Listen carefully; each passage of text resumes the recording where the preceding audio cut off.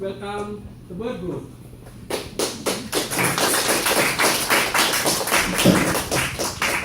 Okay, so hello, my name is Michaela David, I'm Jessica Doherty. And I'm Bailey Gather. and we're doing our study. We did our study on the effects of weather conditions on bird activity patterns at Winter Park. So bird activity patterns is basically just how often or how frequent the birds actually came to our feeders. So we knew going into our study that the birds typically eat around 3 times a day, like morning, midday, and late afternoon. But we wanted to know specifically what time of day and which weather conditions would draw the most birds to our feeders. So we found 3 studies. The first one by Lumpkin in 2013 basically just talks about how the weather conditions, specifically the temperature, affected the birds' activities. And the second one by Humphrey in 2004 talked about how different weather conditions, maybe in like a certain time of day, would alter birds to either migrate earlier or later, depending on how hard or cold it would be. And the most similar to our study was the Rolfink in 1990, which looked specifically at the more activity of birds being in morning and midday than in the late afternoon or evening. So this is a table from the Rolfink in 1990 article that talks about the effects of time of day on the winter bird counts. So here is the 8 bird species that they actually tested and the 3 times of day. So their morning was 7 a.m. to 11 a.m. Their midday was 11 a.m. to about 2 p.m. and their late afternoon was 2 p.m. to 5:30 p.m.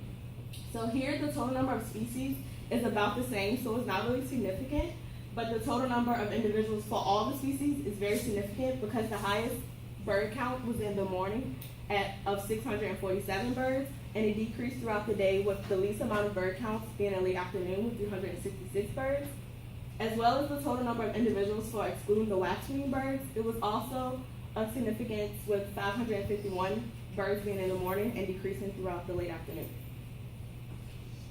So this is actually a European study by O'Connor and Hicks in 1980, and they studied the impact of temperature on abundance. So here to the left, we have the European blackbird and its relation to abundance and temperature. So as you can see, there's a positive correlation here, where as the temperature increases, so does the European blackbird. And to the right, we have the willow warbler, which is also a positive correlation with the temperature. As temperature increases, so does the willow warbler as well. So our big question was, what are the effects of weather conditions on bird activity at Winter Park in Farmville, Virginia?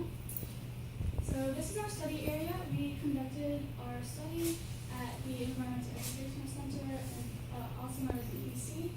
And there were 5 feeders placed up, as you can see on the right, the red circle. There's 5 of them, and below the feeders there's a little grass area, and then behind the feeders there's little shrubs and little trees, and then behind that there are bigger trees. So what we did was we went to the EEC 3 times a day at 8 a.m., 12 p.m., and 5 p.m. to observe the birds. And we did this 3 days a week for 3 weeks total. Upon entering the EEC, we allowed a 5-minute acclimation period to acclimate the birds to our presence.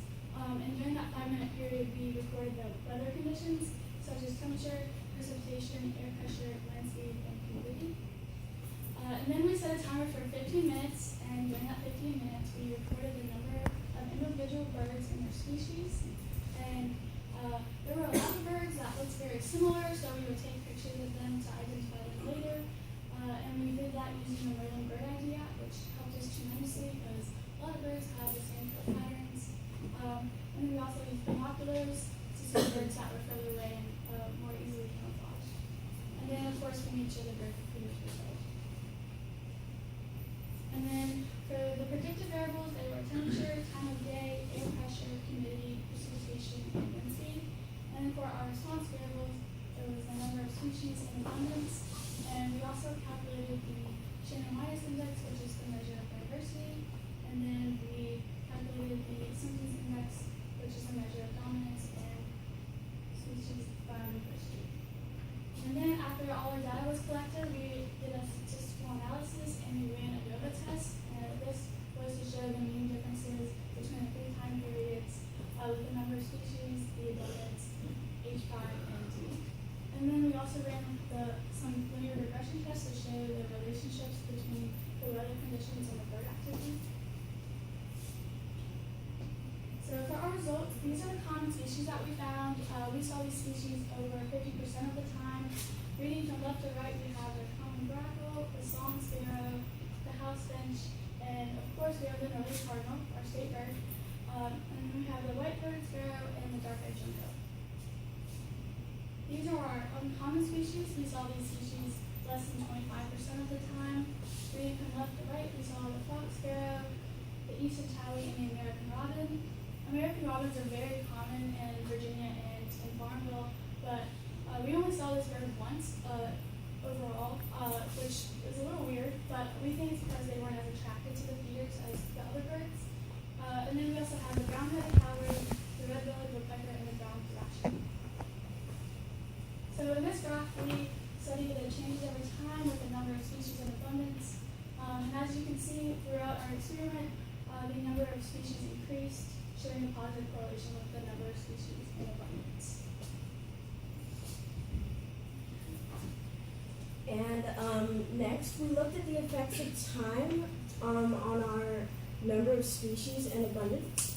With our number of species, we found a greater number in the morning at 8 a.m. and decreasing in a negative correlation at 12 p.m. and 5 p.m. When it came to abundance, there was not a significant difference